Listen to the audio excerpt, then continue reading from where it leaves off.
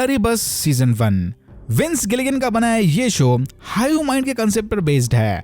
Hive mind यानी connected minds और consciousness, मानो सारे ह्यूमंस के दिमाग एक दूसरे से आपस में जुड़े हों। Everything everywhere all at once. Language का टेंशन नहीं, कुछ नया सीखने का टेंशन नहीं, और लॉन्ग कम्युनिकेशन के लिए इंटरनेट और फोन्स की भी जरूरत नहीं।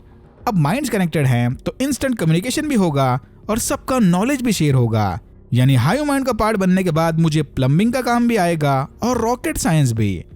जो लोग नहीं जानते, ब्रेकिंग बैड और बेटर कॉल सॉल जैसे क्राइम ड्रामा शो बनाने से पहले विंस द एक्स फाइल जैसे साई-फाई स्टोरीज का पार्ट थे। प्लरीबस के साथ विंस वापस अपने साई-फाई रूट्स की तरफ जा रहे हैं। एपिसोड 1 के ओपनिंग सीन में हमने देखा कि कुछ रिसर्चर्स ने डीप स्पेस से आने वाले एक सिग्नल को रिसीव किया। यह सिग्नल हर 72 सेकंड्स में रिपीट हो रहा था, इंडिकेटिंग कि ये कोई रैंडम माइक्रोवेव सिग्नल नहीं है, बल्कि इसका एक्चुअल में कोई मीनिंग है। अगले दिन ही एस्ट्रोनॉमर्स का झुंड स्क्रीन के सामने जमा होकर इस सिग्नल को डिट्यूज करने लगा। पहले इन्हें लगा कि शायद डीप स्पेस से कोई इन्हें मोर्स कोड के जरिए मैसेज भेज रहा है, बट तभी एक बंदे को क्लिक हुआ कि ओह वेट, ये कोई लैंग्वेज सिग्नल नहीं बल्कि आरएनए सीक्वेंस है। सिंपल भाषा में अगर डीएनए आपकी बॉडी का ब्लूप्रिंट है तो आरएनए एक मैसेंजर की तरह काम करता है जो डीएनए की इंफॉर्मेशन सेल्स तक पहुंचाता है। तो एक तरह से कह सकते हो कि आरएनए के जरिए आप ह्यूमन बॉडी का डीएनए रीराइट कर सकते हो, आरएनए को डीएनए में कन्वर्ट करके। और इन रिसर्चर्स ने बिल्कुल ऐसा ही किया। डीप स्पेस से आए आरएनए सिग्नल को समझने के लिए उसे डीएनए में कन्वर्ट करने का काम। फिर साइंटिस्ट ने चूहों पर रिसर्च शुरू कर दी। इस पूरे ओपनिंग सीक्वेंस के दौरान एक लंबा काउंटडाउन टाइमर चल रहा होता है, मानो जिसके 0 होते ही कुछ बड़ा इवेंट होने वाला है। फिर हमारी मुलाकात शो के मेन लीड कैरेक्टर से हुई, कैरल, जो कि एक बेस्ट सेलर नॉवेलिस्ट है। फैंस के साथ एक बुक साइनिंग इवेंट्स खत्म करने के बाद कैरल उसकी मैनेजर कम पार्टनर हेलन के साथ घर जाने की तैयारी में लग गई। इनका इंटरेक्शन देख के लग रहा था कि कैरल और हेलन ने दुनिया से उनका रिलेशन छुपाए रखा है। मे बी क्योंकि कैरल के रोमांटिक नॉवेल का मेन लीड रब्बान एक स्ट्रेट कैरेक्टर है और वो नहीं चाहती कि इसकी पर्सनल लाइफ से फैंस के अंदर कोई डिस्कनेक्ट पैदा हो। दूसरी तरफ यूएस आर्मी की मेडिकल रिसर्च फैसिलिटी में जेन और डी नामी 2 साइंटिस्ट डीएनए सीक्वेंस को चूहों पर टेस्ट कर रहे थे। तभी एक टेस्ट सब्जेक्ट चूहे ने जेन को काट लिया। डीएनए से बचाने की बहुत कोशिश की, बट घाव को डिसइंफेक्ट करने के बावजूद भी जेन को सीजर्स आने लगे। यानी वो आरएनए, डीएनए या फिर virus, well not exactly virus, चूहे से जेन की बॉडी में ट्रांसफर हो गया। बट मरने की बजाय जेन एक स्माइलिंग रोबोट में बदल गई। फिर जेन ने किस करके ये इन्फेक्शन डी में ट्रांसफर कर दिया और फिर ये दोनों पप्पियां लेते हुए इन्फेक्शन को फैसिलिटी के बाकी मेंबर्स में ट्रांसफर करने लगे। इन्फेक्टेड होते ही सारे सब्जेक्ट एक हाइव माइंड की तरह काम करने लगे और अपनी गैंग में और लोगों को ऐड करने इस इन्फेक्शन को पेट्री डिशेस में स्टोर करने लगे। जेन ने तो बाहर जाकर वेलकम डेस्क पर रखे डोनट्स तक चाट दिए ताकि जितना हो सके ये इन्फेक्शन बाकी ह्यूमंस में भी फैल सके। द ग्रैंड इवेंट के 3 घंटे पहले कैरल और हेलन फाइनली अपने होम टाउन एल्बुकर्की पहुंच गए। एयरपोर्ट से निकलते ही एक बात क्लियर हो गई कि कैरल का अल्कोहल के साथ कनेक्शन शो की स्टोरी में कोई बड़ा रोल प्ले करने वाला है।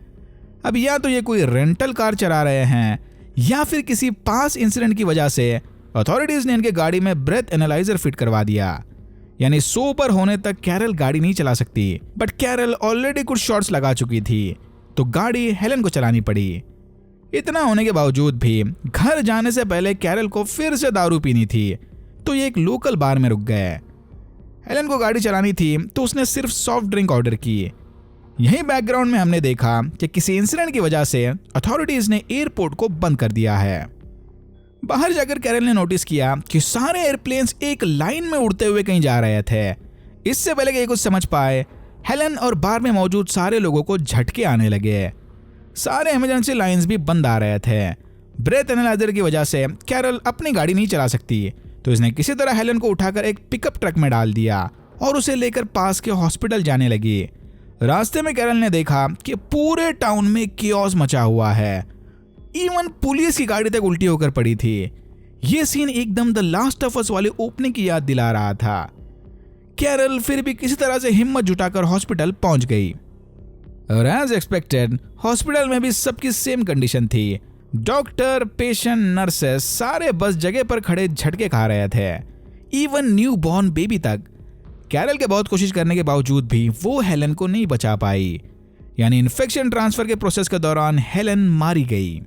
तभी कैरल ने नोटिस किया कि हॉस्पिटल में खड़े सारे लोग अचानक से होश में आ गए और सब एक ही आवाज में बात कर रहे थे, मानो ये किसी हायू माइंड का पार्ट हो।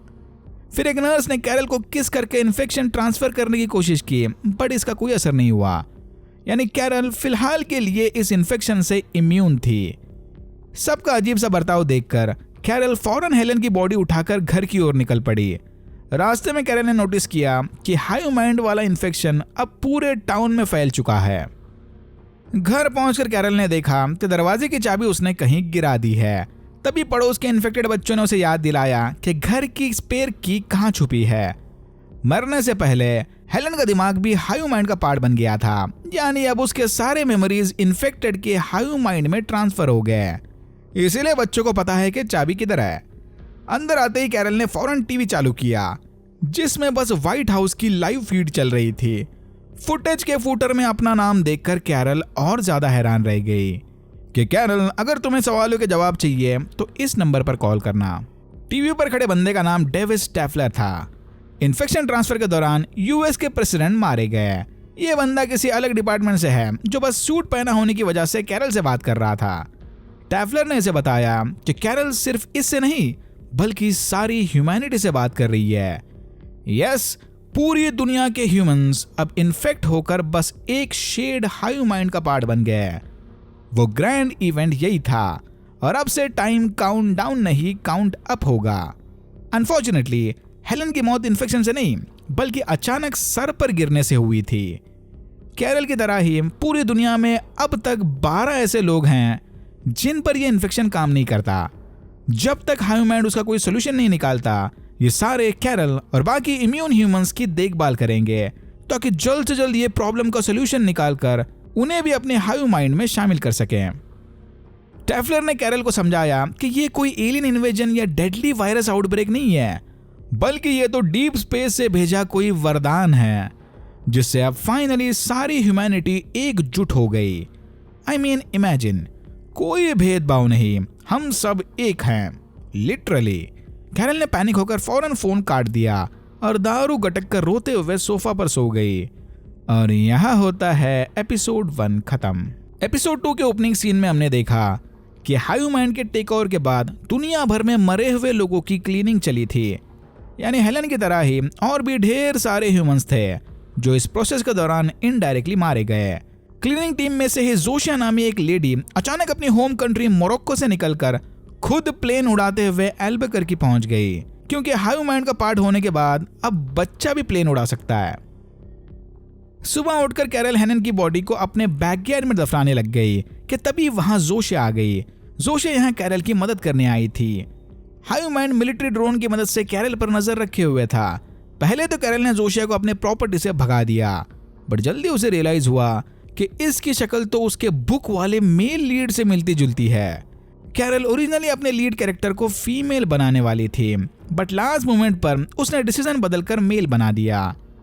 हाई माइंड कैरल को कंफर्टेबल फील करवाना चाहता था, इसीलिए उन्होंने मोरक्को से खास जोशिया को इस काम के लिए चूज किया। अगेन, हेलन के मेमोरीज कनेक्ट होने की वजह से हाई माइंड ये सब जानता था। जोशिया की बातें सुनकर कैरल की सटक गई और वो जोर जोर से उस पर चिल्लाने लगी। कैरल का गुस्सा देखकर हाई माइंड से कनेक्टेड सारे ह्यूमंस कुछ देर के लिए ग्लिच करने लग गए, मानो ये लोग एक्सट्रीम डिसअपॉइंटमेंट और गुस्से जैसे फीलिंग्स को प्रोसेस नहीं कर पाते। बट कुछ मिनट्स बाद ही सब कुछ फिर से स्टेबल हो गया। कैरल आखिरकार जोशिया से मदद लेने के लिए मान गई और इसने उसके साथ मिलकर हेलन की बॉडी को दफना दिया। जोशिया ने इसे बताया कि कैरल के द्वारा ट्रिगर किए गए रिसेंट ग्लिच इवेंट में वर्ल्ड वाइड लाखों ह्यूमंस मारे गए, यानी कैरल ने एक्सीडेंटली मिलियंस ऑफ ह्यूमंस का मास मर्डर कर दिया। यह सुनते ही कैरल को उल्टियां आने लग गई। कैरल के लिए हाई माइंड कुछ भी करने को तैयार था। कैरल ने जोशिया को बताया कि उसे बाकी ह्यूमन से बात करनी है। अनफॉर्चुनेटली 12 में से सिर्फ 5 ही लोग इंग्लिश बोल पाते थे। फिर कैरल ने उन 5 के साथ मीटिंग फिक्स कर ली। वो 5 अलग अलग कंट्रीज से थे। एक भाई साहब तो सीधा यूएस प्रेसिडेंट के एयरफोर्स 1 प्लेन में सवार होकर आ गए। कैरल ने डिसाइड किया कि सारे इम्यून ह्यूमंस इसी प्लेन में मीटिंग करेंगे। सरप्राइजिंगली कैरल को छोड़कर बाकी किसी को भी हाई माइंड की सिचुएशन से कोई प्रॉब्लम नहीं था। उल्टा इन्हें तो लगता है कि जो हुआ एकदम अच्छा हुआ। I mean, सारी ह्यूमैनिटी एकजुट जो हो गई, और क्या चाहिए। एयरफोर्स वन वाला कुंबा तो सुपर मॉडल के साथ राजा की जिंदगी जी रहा था। आखिर क्यों वो ये सब छोड़कर वापस नॉर्मल लाइफ में जाना चाहेंगे। कैरल ने इन्हें समझाने की बहुत कोशिश की कि एक ह्यूमन होने का सबसे बड़ा साइन है उनकी इंडिविजुअलिटी, सबकी अलग कॉन्शियसनेस और पर्सनैलिटी। हाई माइंड में तो सब लोग एक जैसे हैं, तो ह्यूमन होने का क्या फायदा। फिर इन्होंने डिसाइड किया कि आगे का डिस्कशन ये लोग लंच के दौरान करेंगे। यहीं जोशिया ने सबको बताया कि ग्लोबल इन्फेक्शन प्रोसेस के दौरान, यानी उस ग्रैंड इवेंट के दौरान, दुनिया के 10% से ज्यादा आबादी यानी अराउंड 886 मिलियन लोग मारे गए। कैरल ने तो बस 11 मिलियन मारे थे। बट क्योंकि उन सब के मेमोरीज हाई माइंड के बीच जिंदा हैं, तो इन्हें उस बात का ज्यादा बुरा नहीं लगता। इधर हमें यह भी पता चला कि हाई माइंड किसी को भी नुकसान नहीं पहुंचा सकते। इवन खाने के लिए भी ये किसी एनिमल की जान नहीं लेने वाले।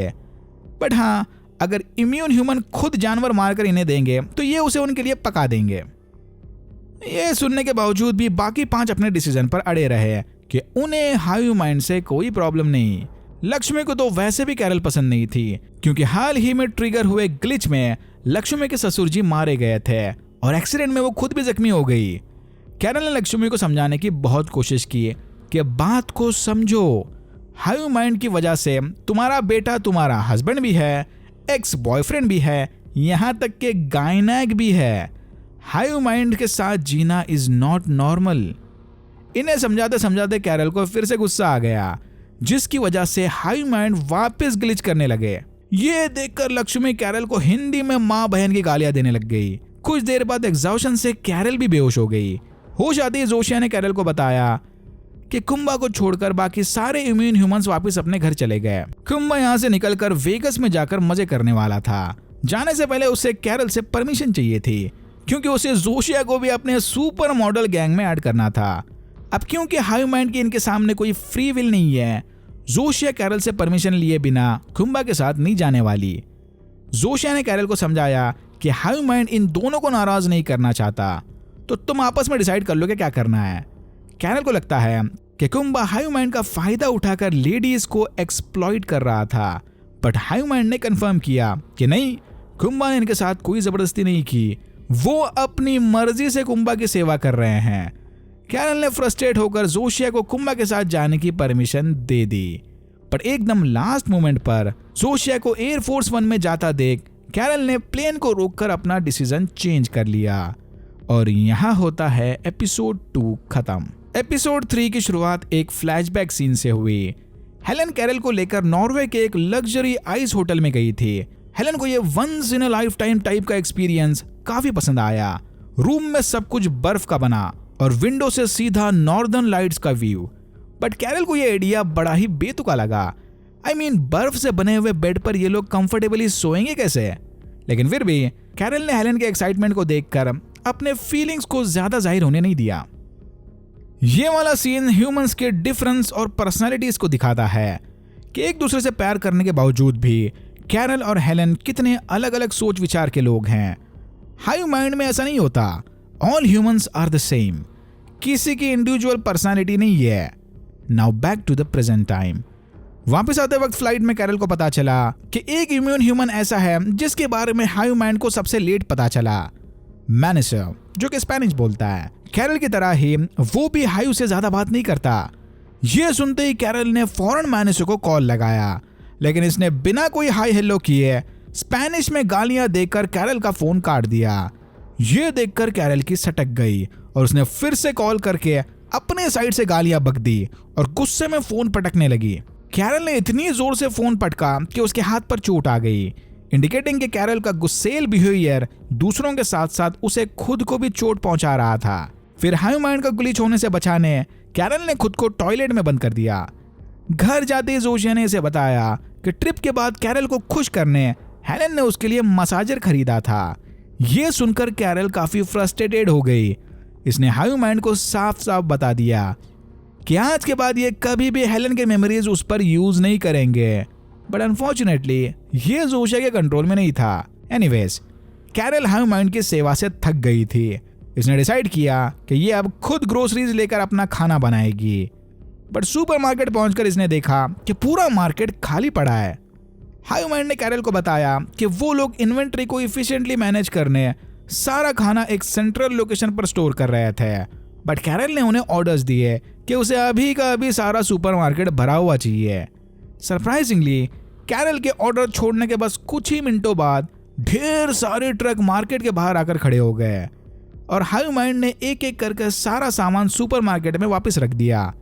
ये वाला सीन फ्यूचर में आने वाले बॉम्ब इवेंट का बहुत ही बड़ा हिंट है कि हाई माइंड कैरल को खुश करने के लिए लिटरली किसी भी हद तक जा सकते हैं। घर जाकर हाई माइंड से बात करते वक्त कैरल ने सार्कास्टिकली उनसे हैंड ग्रेनेड मांगा कि एक काम करो, तुम मुझे है ना हैंड ग्रेनेड लाकर दे दो। इसके कुछ देर बाद ही जोशिया हैंड ग्रेनेड लेकर कैरल के दरवाजे पर पहुंच गई। पहले कैरल को लगा कि ये हाई माइंड कैरल को फेक ग्रेनेड थमाकर उसके मजे ले रहा है। कैरल जोशिया को घर में इनवाइट करके उसके साथ पीने बैठ गई। आजकल तो ये अपने डिप्रेशन की गोलियां भी पानी की जगह जिन के साथ लेती है। भैया ऐसी दुनिया में जी के करना भी क्या है। जोशिया कैरल को लेक्चर देने लगी कि हाई माइंड जल्द ही उसे अपने जैसा बनाकर डूबने से बचा देंगे। मानो जैसे सिचुएशन में ये लोग नहीं बल्कि कैरल प्रॉब्लम में है। यही कैरल ने मजाक मजाक में ग्रेनेड का पिन निकाल दिया। बट गेस व्हाट, वो ग्रेनेड असली था। इसका एहसास होते ही कैरल ने फौरन ग्रेनेड बाहर फेंक दिया। धमाके में जोशिया बुरी तरह से जख्मी हो गई और घर के बाहर आग लग गई। कैरल फौरन जोशिया को लेकर हॉस्पिटल चली गई। वहां हाई माइंड ने उसे बताया कि डोंट वरी, जोशिया अब रिकवर हो रही है। कैरल अब भी हैरान थी कि इन्होंने उसे एक्चुअल में रियल ग्रेनेड कैसे दे दिया भाई। क्या होता अगर कैरल ग्रेनेड की बजाय बजूका, टैंक या फिर एटम बॉम्ब मांग लेती। हाई माइंड का रिएक्शन देखकर कैरल समझ गई कि ये बैल लोग मांगने पर उसे न्यूक्लियर वेपन तक दे देंगे। और यही कैरल को हाई माइंड की सबसे बड़ी कमजोरी पता चली, रैशनल थिंकिंग और free will. Hive mind Carol को खुश करने के लिए सारे हदें क्रॉस कर सकते हैं। कैरल को उनसे डरने की कोई जरूरत नहीं, उल्टा हाई माइंड को कैरल से डरना चाहिए। और यहां होता है एपिसोड 3 खत्म। भाई अब तक तो ये सीरीज काफी इंटरेस्टिंग लग रही है, बहुत ही यूनिक कंसेप्ट है। तुम्हें क्या लगता है? What will you prefer, high mind का पार्ट बनकर सिंपल और हैप्पी लाइफ या फिर दर दर के ठोकरें खाने वाली फ्री विल की जिंदगी? Alright, that's it for now. अगर आपको वीडियो अच्छा लगा तो please like, share and subscribe for more videos like this. मैंने ऐसे और भी वीडियोस बनाए जिनके लिंक्स आपको डिस्क्रिप्शन बॉक्स में मिल जाएंगे। Thank you very much for watching and I am hoping to see you in my next one.